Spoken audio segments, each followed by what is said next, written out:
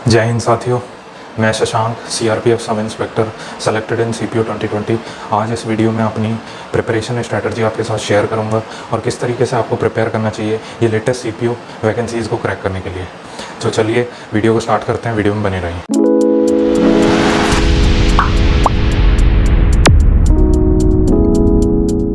अभी जैसे कि हमारे पास लगभग 2.5 महीना बाकी है।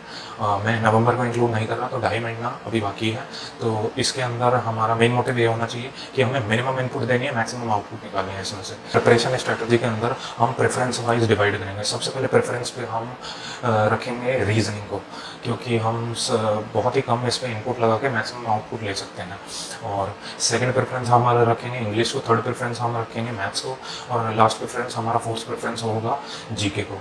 और ये चारों सब्जेक्ट्स जो हैं प्री के अंदर 50-50 मार्क्स के 50-50 क्वेश्चंस आते हैं। अगर हम प्रेफरेंशियल बेसिस पे पढ़ाई करेंगे तो हम मिनिमम इनपुट्स में मैक्सिमम आउटपुट ला सकते हैं। तो पहले जैसे मैंने बताया, फर्स्ट प्रेफरेंस हमारी रीजनिंग है। तो रीजनिंग के लिए हमें कोई भी मार्केट से बुक परचेज करने की ज़रूरत नहीं है। जैसे कि अरिहंत की 500 प्लस MRP पे वो मिलती है, अरिहंत की बुक, वो सब आपको कोई बाई करने की ज़रूरत नहीं, ना ही किरण की कोई बुक खरीदने की ज़रूरत है। अब ये बस प्रैक्टिस से होगा रीजनिंग की, और आप वेरियस मॉक्स लगा सकते हैं। और मैं वीडियो में आगे आपको बताऊंगा किस तरीके से आपको रीजनिंग की फिर प्रैक्टिस करनी है। अब आ जाते हैं सेकंड प्रेफरेंस हमारी जो है इंग्लिश की। लिस्ट बताने से पहले मैं आपको बता देता हूँ कि मार्केट के अंदर आपको सीपीओ की इंटीग्रेटेड बुक मिल जाएंगी, जैसे कि अरिहंत या तो वेरियस पब्लिकेशंस आते हैं। आपको ये सब बुक्स बिल्कुल भी प्रेफर नहीं करनी जिसके अंदर चारों सब्जेक्ट इंटीग्रेटेड एक ही बुक के अंदर होते हैं। आप इसे अवॉइड करें। और ये जो सॉल्व पेपर्स इस टाइप की बुक जो मिलती है, आप इसे भी अवॉइड करें तो अच्छा होगा। इसके बहुत ही अच्छे हमारे पास है, इसके अलावा बहुत सारे ऑप्शन हैं हमारे पास, तो आप उन्हें फॉलो कर सकते हैं। इसके ज़्यादा अच्छा रिजल्ट मिलेगा आपको। आते हैं हम इंग्लिश के ऊपर। ये लेटेस्ट इंग्लिश की बुक आई है नीतू सिंह मैम की क्लास नोट्स मार्केट के अंदर, और ये मैंने थोड़ा मतलब 35-40% पढ़ी थी, तो मेरे को इसका कोई रिलेवेंस नहीं लगा, तो मैंने इसे स्किप करना चाहा। और तो मैं चाहता हूँ कि आप भी इस प्रिपरेशन स्ट्रेटजी के अंदर इस बुक को इंक्लूड ना करें तो बेहतर है। अब हम आते हैं हमारी नेक्स्ट बुक की, जो है अरिहंत की। ये भी बहुत फेमस बुक है, ऑब्जेक्टिव जनरल इंग्लिश अरिहंत की। ये इसका मैंने जो एरर डिटेक्शन होते हैं उसके क्वेश्चन सोल्व करे थे, और वोकेबलरी मैंने करी थी इसकी लगभग 85-90% वोकेबलरी कर ली थी मैंने इसकी। लेकिन हमारी प्रिपरेशन स्ट्रेटजी जो कि 2.5 महीने चलेगी, ये मैं मानता हूँ कि ये वर्थ नहीं है इसे बाई करना या फिर इसे पढ़ना अभी पॉइंट ऑफ टाइम में, करंट पॉइंट ऑफ टाइम में। ओके, तो मैं चाहता हूँ कि आप इसे स्किप करें और अपना हार्ड अर्न मनी बचाएं। ओके, नेक्स्ट आते हैं हम एक और बहुत ही फेमस बुक है मिरर ऑफ कॉमन एरर। ये मार्केट में कॉमन एरर्स के ऊपर बहुत ज़्यादा सेल आउट होती है। तो ये मैंने इसके अंदर वेरियस सेट मिलते हैं आपको, बैंकिंग के SSC के ज़्यादातर बैंकिंग के सेट मिलते हैं आपको। तो इसे लगभग इसके अंदर 450 सेट हैं, और मैंने इसका 50% सॉल्व करे थे। तो इसकी मेरे को रिलेवेंस प्री के अंदर कुछ ज़्यादा नहीं लगती, लेकिन आपको Tier 2 में इसका रिलेवेंस बहुत है, इसलिए आप Tier 1 के लिए इसे स्किप करें तो बेहतर है। ओके, नेक्स्ट आते हैं हमारी जो SSC के लिए इंग्लिश के अंदर ब्रह्मास्त्र कहलाने वाली बुक, जो है नीतू सिंह की इंग्लिश की ये बुक। आप इसे आँख मीच के इसे बाई कर ले बिल्कुल, क्योंकि ये ही आपकी सफलता की यही पूंजी है इंग्लिश के लिए SSC के अंदर। अब जैसे कि हमारा 2.5 महीने रह गए, इस बुक के अंदर हमें करना क्या है। इसके अंदर ग्रामर चैप्टर्स हैं वेरियस, तो आपको ग्रामर चैप्टर करने हैं और कुछ मतलब सिलेक्टिव चैप्टर्स को स्किप करना है, और सारे चैप्टर आपको ग्रामर के करने हैं। अब करना किस तरीके से ये है कि आपको हर ग्रामर चैप्टर को पढ़ना है, पहले पढ़ना है, फिर उसके क्वेश्चन सॉल्व करना है, फिर आपके नोट्स बना लेना है उसी चैप्टर के। तो आप उसे एक फाइल में मेंटेन करके रखिए, और हर एक चैप्टर के ऐसे नोट्स बना लीजिए। फिर जब एक बार सारा आपका ये सारे ग्रामर चैप्टर्स आपके हो जाएं, तो फिर आप दोबारा स्टार्ट कीजिए और हर एक चैप्टर के नोट्स पढ़ के फिर उसके क्वेश्चन लगाइए। नीतू सिंह मैम के ही एक्सरसाइजेस उसी चैप्टर की, और ये लगभग हर एक चैप्टर इसी तरीके से कीजिए, और मिनिमम 5 बार हर एक चैप्टर को सॉल्व करें, और मैक्सिमम आप 10 बार भी लगा सकते हैं। जितनी टाइम आप लगाएंगे इसे, उतनी आप शार्प होंगे ग्रामर अंडरस्टैंडिंग में। ओके, फिर आ जाते हैं वोकेबलरी। नीतू सिंह जी की मैम की जो ये बुक है, इसके अंदर जो वोकेबलरी है मोर देन सफिशिएंट है किसी भी SSC एग्जाम को अच्छे से अटैम्प्ट और अच्छे मार्क्स से स्कोर करने के लिए। इसके अंदर जो भी आपके ईडियम है, ईडियम के 2 सेक्शन हैं, आपके वन वर्ड सब्स्टिट्यूशन हो गया, सिनोनिम हो गया, और ये सब सारे सेक्शन आप इसके बिल्कुल घोट के पी लीजिए। और जो इसकी बस एक आपको स्किप करनी है या सेलेक्टिव रीडिंग लगानी है। इसकी जो एक चैप्टर है वोकेबलरी नाम से, जिसके अंदर 722 वर्ड्स हैं। इसके सेलेक्टिव वर्ड्स आप रीड कीजिए और ज़्यादा बल्क में नहीं करना हमें, क्योंकि इतना सारा बल्क करेंगे हमें एग्जामिनेशन में कोई याद नहीं आएगा कोई सा भी वर्ड। इसलिए आप सेलेक्टिव रीडिंग करें और वो रिपीटेटिव फॉर्म में रीडिंग करें उसकी। ओके, तो ये ब्रह्मास्त्र हमने पार कर ली, हमने सिलेबस इसका पूरा कर लिया इंग्लिश का। फिर हमारे पास आता है प्रैक्टिस कहाँ से करें। प्रैक्टिस के लिए बहुत ही मोस्ट फेमस बुक है मार्केट के अंदर, एमबी पब्लिकेशन की प्रीवियस ईयर एसएससी बुक। ये मैंने तो 40% सॉल्व करी थी, और लेकिन हमारी प्रिपरेशन स्ट्रेटजी के अंदर इसका जो मैं बताता हूँ इसे वर्थ परचेज करना नहीं होगा मेरे हिसाब से, क्योंकि मैं आपको बताऊँगा वीडियो में आगे कि इसके अलावा हमारे पास बहुत ही अच्छे ऑप्शंस अवेलेबल हैं जो इसे पीछे छोड़ देंगे। ओके, इसके बाद हम नेक्स्ट पे चलते हैं। इंग्लिश सेक्शन हमारा पूरा हो गया। अभी हमने रीजनिंग और इंग्लिश के बारे में बताया, तो अब जैसे कि मैंने बताया एमबी पब्लिकेशन की बुक को हम रिप्लेस कर सकते हैं। तो इसके रिप्लेसमेंट में हम क्या करें, हम अपना कंप्यूटर खोलेंगे, लैपटॉप खोलेंगे, उसके अंदर गूगल पे टाइप करेंगे www.textbook.com। इसके ऊपर हम अपना एक 1 ईयर का सब्सक्रिप्शन ले लेंगे।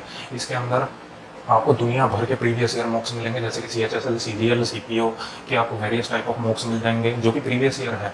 और इसमें एमबी पब्लिकेशन और टेक्स्ट बुक में बहुत ज़्यादा अंतर है, क्योंकि इसके अंदर एग्जामिनेशन वाली फीलिंग नहीं आती, उसके अंदर एग्जामिनेशन वाली फीलिंग आती है बिल्कुल टाइमर के साथ, और उसके अंदर आप मल्टीपल टाइम सॉल्व कर सकते हो और आपको पता भी रहेगा कौन सा आपका गलत हुआ था क्वेश्चन, कौन सा आपका सही हुआ था। तो मेरे हिसाब से प्रैक्टिस के लिए रिप्लेसमेंट हो सकता है आपका textbook.com।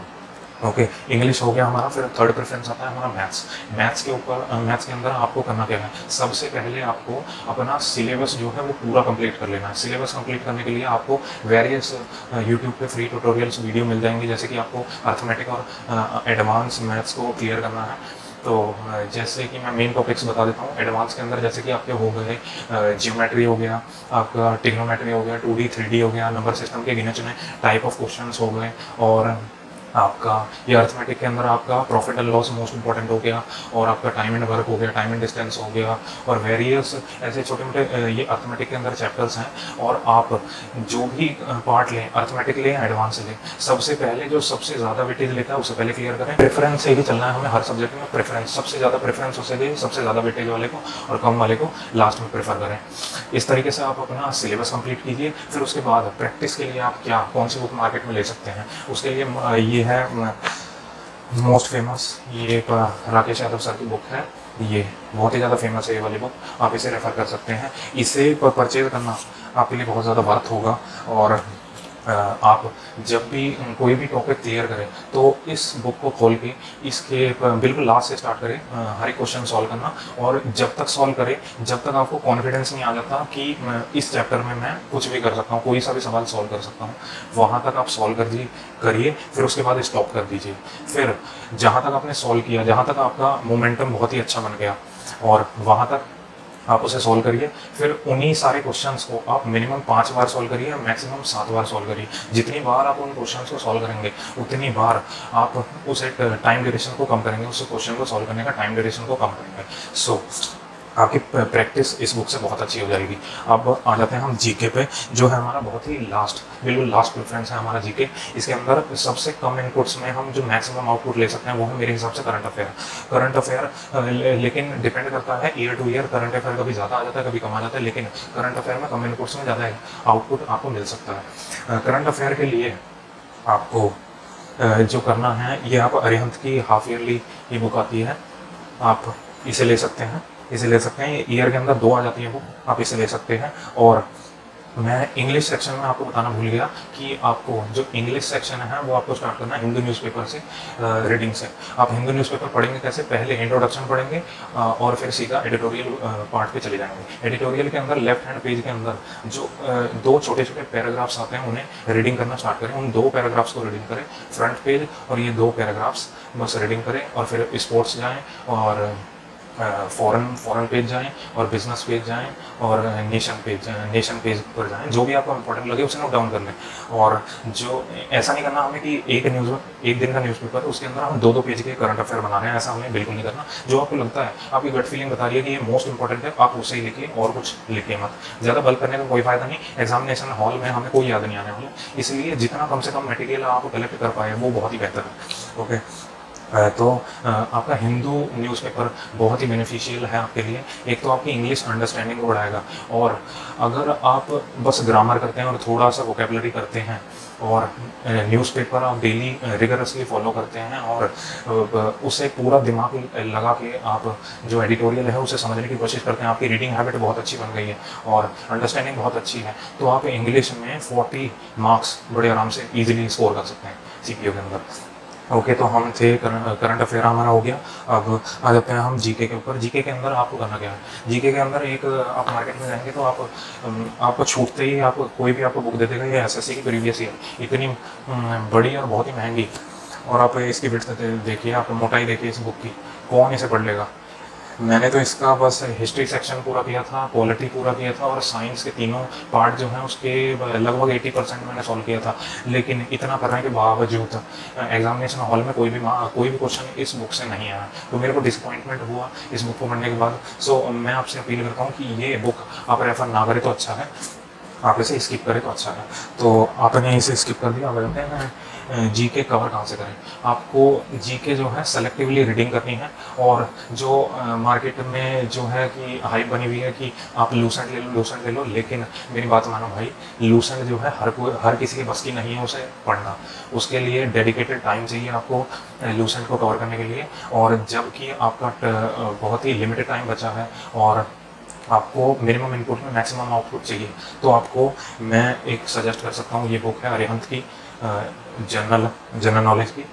ये जो बुक है आप इसे रेफर कर सकते हैं और इसकी सेलेक्टिवली रीडिंग कीजिए, और इसे फोर्थ प्रेफरेंस पे रखिए। मतलब दिन की जो स्टार्टिंग करेंगे आप, तो प्रेफरेंस वाइज से कीजिए, रीजनिंग किया, इंग्लिश किया, मैथ्स किया, फिर दिन के आखिरी में आप जीके कीजिए। अब ऐसा भी नहीं करना हमें कि भैया एक दिन के अंदर हम 10-10 पेज पढ़ रहे हैं इसी के ही, वो सब नहीं करना। आप बस अपने फ्लो में चलो, जो भी आपका फ्लो है ना उसी को मेंटेन करो, और फ्लो में कभी ज़्यादा पढ़ लोगे, कभी कम पढ़ लोगे, कभी ज़्यादा कभी कम।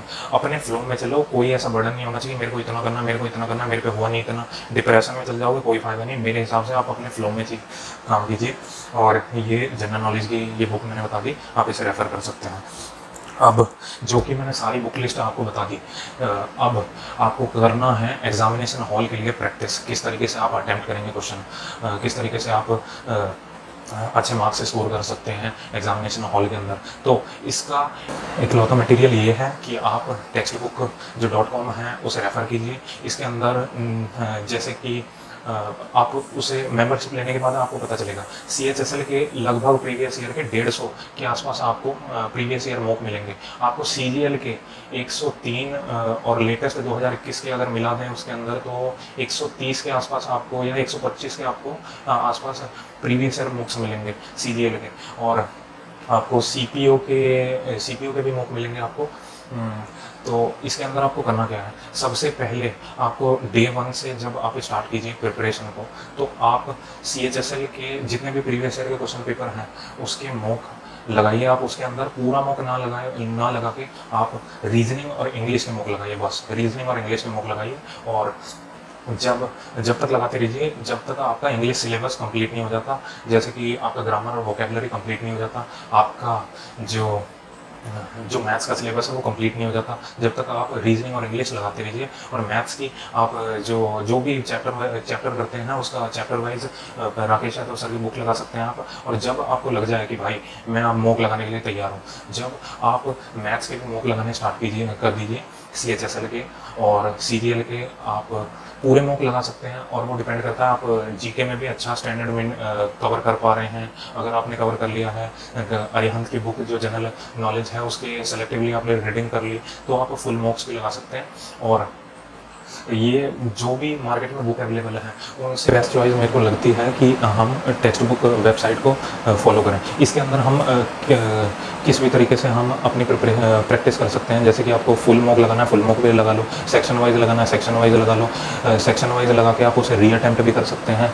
और मैं अपनी बताऊँ तो मैंने टीयर 1 के लिए अपनी टेक्स्ट बुक की मैंने 2 आईडी खरीदी थी और मैंने ग्रेडअप की 1 आईडी खरीदी थी। और मैंने टेक्स्ट बुक पे मैंने 2 बार सॉल्व करे थे सीजीएल के सारे पेपर, सीजीएल के और सीपीओ के सारे पेपर्स मैंने 2 बार सॉल्व करे थे।